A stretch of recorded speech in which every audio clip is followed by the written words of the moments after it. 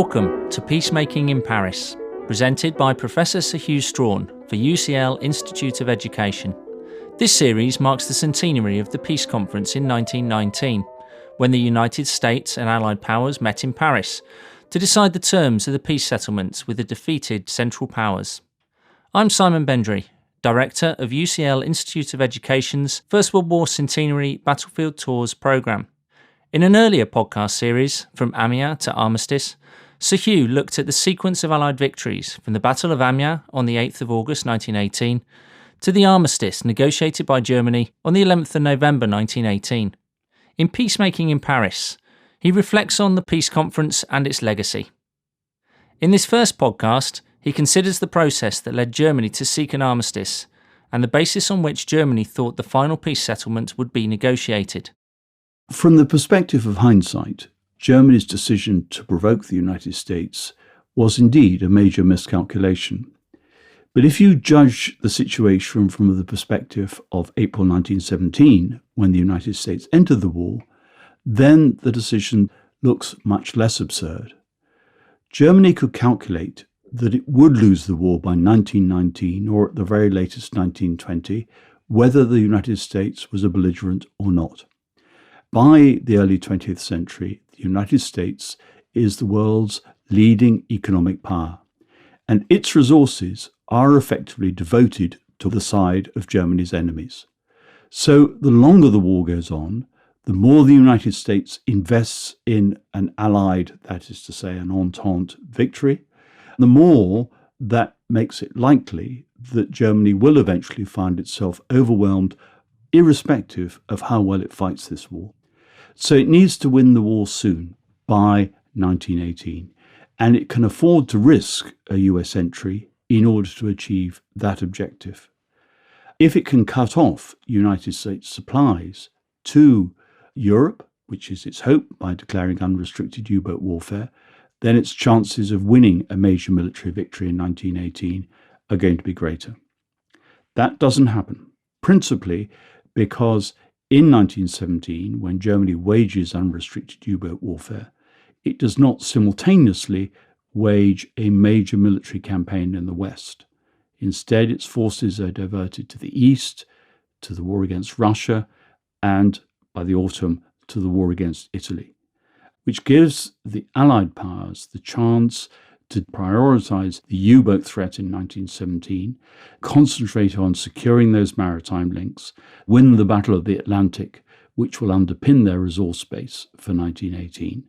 Then in 1918, they can move over to the threat in land warfare, the threat in France, first of all dealing with Germany's major offensives of the first part of 1918, and then themselves moving over the attack in late 1918. What nobody could expect in late 1918 was that those offensives, beginning with the French counterattack on the Marne in July 1918 and then the Battle of Amiens in August 1918, would lead to victory that year. The expectation on the Allied side was that the war would be won militarily when the American Expeditionary Force arrived in strength, which it would not do until the summer of 1919, by which time something like 4 million American troops would be in Europe, equivalent to the British and French armies combined, and it would give the Allies an overwhelming numerical superiority. The fact that the Germans sought an armistice at the beginning of October 1918 was a source of surprise to the Allied statesmen, and they weren't entirely sure how seriously Germany could mean this intention to seek an armistice. An armistice is not a peace settlement in itself. An armistice is no more than a pause in the fighting. It's negotiated for a set period, and it has to be renewed until you move from an armistice to a final peace agreement. It's a pause at the military level. It does not betoken the end of a war in political terms. So throughout October 1918, while the negotiations that lead to the armistice are going on, there is almost no political dimension to those discussions. The concern is simply to deprive Germany of sufficient military power so that the armistice can become more permanent. It's also important to remember that there is not one set of armistice negotiations, but actually 5 sets of armistice negotiations going on. The first request for an armistice comes from Bulgaria at the end of September, principally because it's exhausted and it's facing military defeat. The alliance, what Erich Ludendorff, the first quartermaster general of the German army, calls the Quadruple Alliance, is unravelling. The armistice breaks the geographical connections which hold the Quadruple Alliance together. Germany is the most important of the Allied powers within this Quadruple Alliance, but it has common borders with Austria-Hungary, its principal ally in southeastern Europe. Austria-Hungary has direct connections with Bulgaria, and Bulgaria has direct connections to the Ottoman Empire. So all these empires join up one to the other. Bulgaria is the pivot of this. It is the centre of the communication system. Its collapse means that the railway links that run from Berlin to Vienna to Istanbul are ruptured in the Balkans, and that the riverine link along the Danube through Vienna to Belgrade to the Black Sea, that too is ruptured. So the alliance physically cannot move troops from one front to another quickly. Moreover, the German army really doesn't have enough men anymore to shift from the Western Front to the other fronts, to the Balkan Front, where Bulgaria is under threat, or to the Ottoman Front to support the Turks. In divisional strength, it looks to the Allies to be reasonably powerful. But the reality is most of these divisions are hollowed out. Germany has lost something like 1 million men, killed, wounded and captured in the first half of 1918. And in September 1918, it's suffering from the influenza epidemic to a far greater extent than the Entente armies are. Something like 680,000 German soldiers were hospitalized in September 1918 alone. So when Bulgaria calls for reinforcements as a condition for it not seeking an armistice, the German army can't get the troops there because the railway links have collapsed, and probably haven't got the troops available to send, even if they could move them there. Bulgaria only asks for 7 divisions. Somewhat reluctantly and late in the day, Ludendorff says maybe he can manage it, and then he says, well, actually, even if we can manage it, I'm not sure we can do it. So the decision which led Germany to seek an armistice is militarily driven, but it reflects a growing sentiment in some political circles, which is a realization that they're not going to win the war. They must therefore negotiate their way out of this war. Ludendorff goes to Germany's new Chancellor, Max von Baden, and says to him, we have to seek an armistice immediately.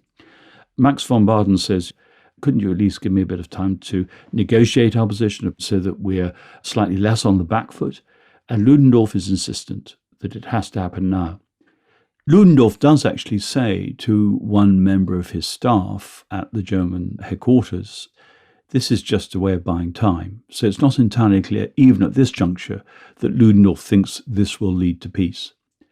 The German offer goes specifically to Woodrow Wilson, President of the United States, because the offer is a request for an armistice negotiated around the 14 points of Woodrow Wilson, which he had enunciated in January 1918.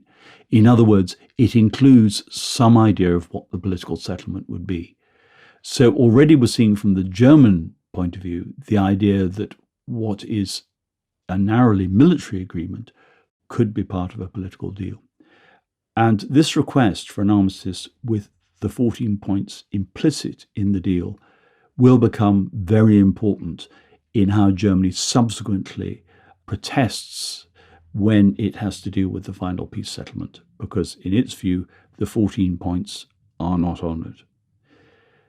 The Entente powers, the United States and what it calls its associated powers, are determined that they will not discuss politics at this juncture. What they want each of the armistices to do is to sort out a military problem. Remember that this is only the second armistice that has been initiated, the German armistice, after the Bulgarian one. What will follow at the end of October is an Ottoman armistice. After that, the Austrians will seek an armistice on the Italian front on the 4th of November. And then the Hungarians, who by then have split from Austria, don't finally settle their terms for ceasing hostilities until the 13th of November. And that sequential rhythm of armistices, with the German armistice on the 11th of November, the one when we think of the war as actually ending, that sequential tempo of the armistices means that each armistice is a building block leading to the next one. When Bulgaria surrenders, the immediate response from the Allies is, how does this better enable us to defeat Germany and the remaining Allies? They're thinking, can we get from the Balkans, from the Danube, to Vienna, to the heart of the Austro-Hungarian Empire? And in their moments of fantasy, can we even get to Berlin? Can we drive right through Europe from the south to the north? When the Ottomans seek an armistice, then they're thinking, does this open up the Dardanelles and the Black Sea? Does this mean that what we failed to achieve at Gallipoli in 1915 could now be achieved? And if we do achieve that, does that mean that we could resuscitate an Eastern Front, that we could actually bring Russia back into the war by supporting the Whites against the Reds, by supporting the old monarchical order against the communists, and therefore have an active Russian front, with the result that we would have Germany under attack both from the west, from France, and from the east, from Russia. Each armistice will therefore contribute to the capacity for strategic manoeuvre, which will enable the Allies to deliver victory. Woodrow Wilson responds in two ways. Although the United States has declared itself only an associate of the Entente powers, of the pre-existing belligerents, it still treats those other powers as its allies. And so Washington communicates with particularly Britain, France, and Italy, and says, this is the offer we have received from Germany. We need to coordinate our response. So Woodrow Wilson is put in the driving seat, but he behaves as an ally and brings the other powers into the equation, something which the Germans had hoped to bypass if they could. The second thing that he does is that he insists that he will not negotiate with a Germany that is still led by an imperial regime which has, in the view of most of the world, provoked this war, which has broken international agreements by invading Belgium in 1914, which is characterized as not only being undemocratic, which in American eyes is a cardinal sin, but also by behaving in militarist and even outrageous ways in its use of armed force. So Wilson sets it as a condition that there must be a change of regime. In other words, the Kaiser must go. Many Germans feel affronted by that. The issue of political reform in Germany had been on the table in 1914. Germany is an interesting hybrid. It is an empire with an emperor, with a Kaiser, who is an autocrat, who unites military and political authority, who in theory is the supreme commander in this war, although the personality of Kaiser Wilhelm II does not make him an effective commander. At the same time, it is a country with universal male suffrage. Every German male citizen aged over 21 has the vote, and that is more than every British male has before 1918. The Reichstag is therefore democratically elected, but its power to behave as a democracy is limited by the Prussian Diet, the Prussian Assembly that is an inheritance of Germany as it was before unification in 1871, which acts as an upper chamber, a sort of House of Lords, a revising chamber, moderating what the Reichstag does. That inheritance from 1871 Prussia looks increasingly absurd in a Germany as it is in 1914. Then the second largest industrial power in the world. It's overtaken Britain.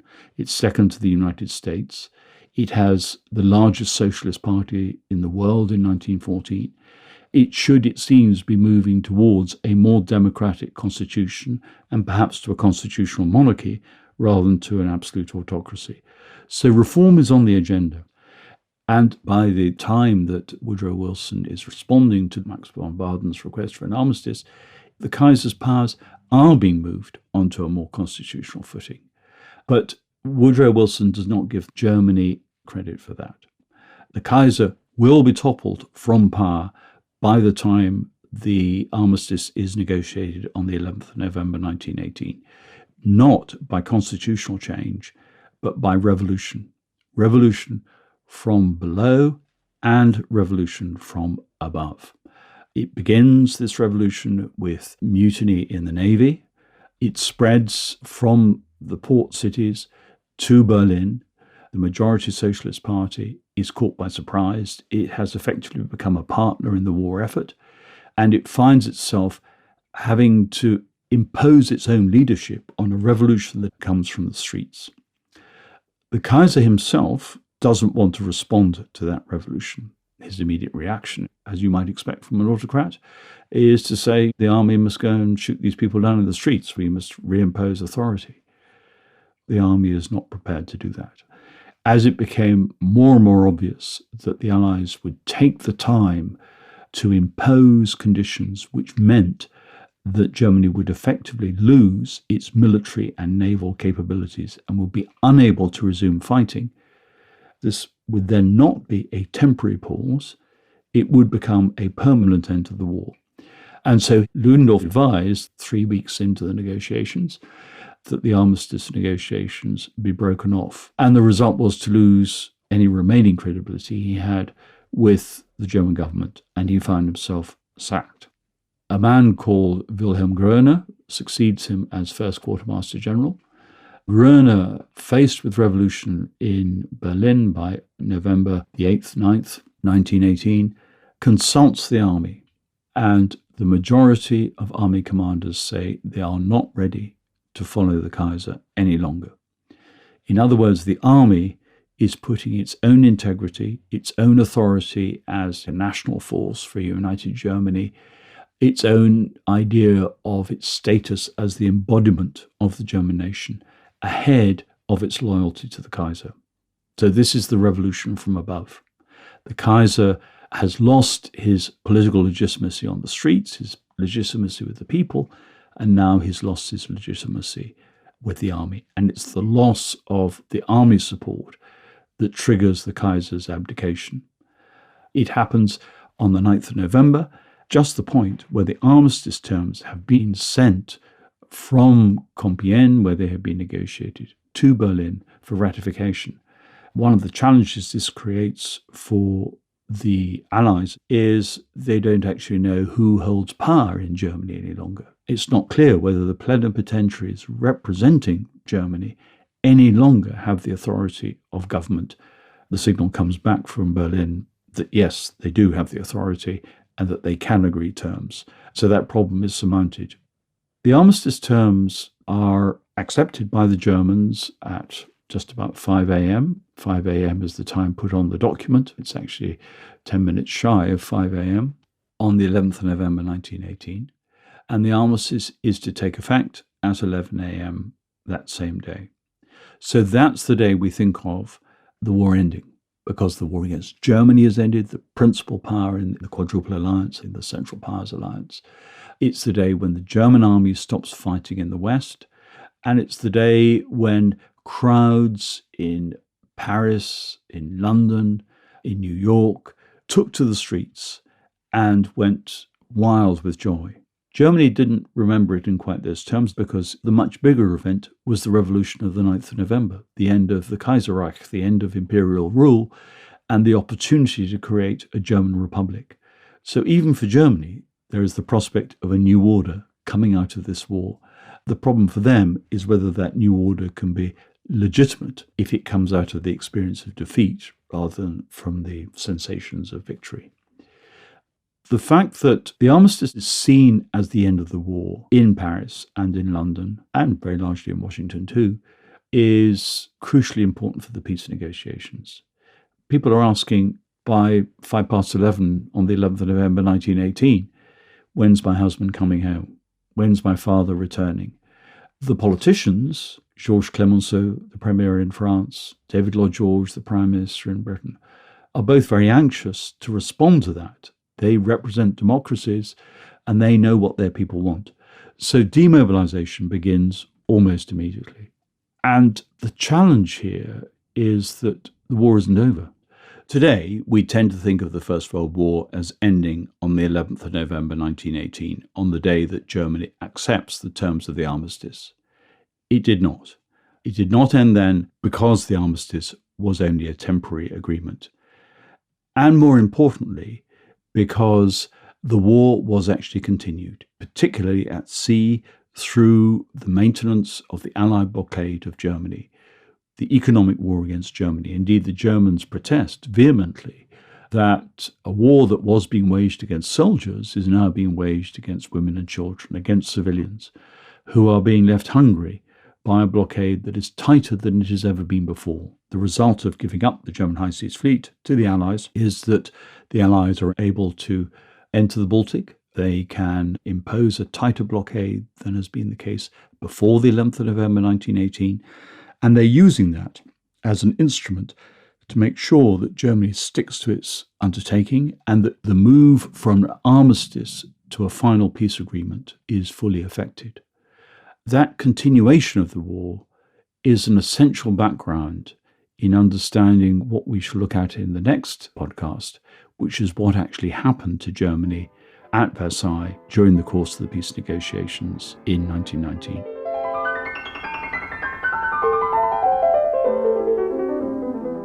That was Professor Sir Hew Strachan.